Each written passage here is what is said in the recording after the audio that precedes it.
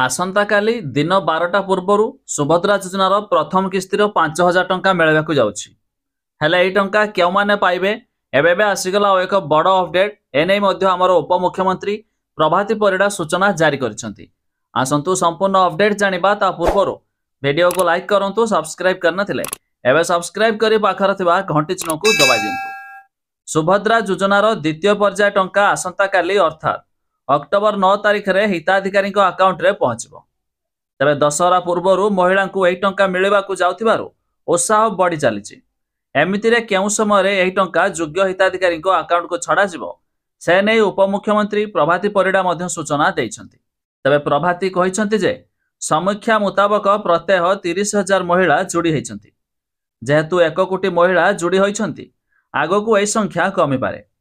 हेले जेउ भली भाबे साधारण घरर महिला योजना को ग्रहण करिसन्ति एहा तांको समृद्धर एक बड़ कारण हेबो। केवल एतिक नुहे, कम दिन रे मध्यरे योजना रे शामिल हेबाकू जेउ भली भाबे आवेग देखिबाकू मिलिछि सौभाग्यर कथा। एबे घरे घरे सुभद्रा एक स्लोगान रे परिणत होइछि। तबे 9 तारिख अपराह्न 12टा सुधा टंका महिलांक अकाउंट रे पहुंचियो बोली से मध्य कहिसन्ति। तबे अधिक जानिया पई वेबसाइट रो लिंक आमे डिस्क्रिप्शन लो देइछु, आपण माने जाई मध्य चेक कर दे पारिबे। एहा चढ़ा जानि रखंतु एई टंका पाया पाई हेले आपणक अकाउंट रे डीबीटी रहितबा जरूरी।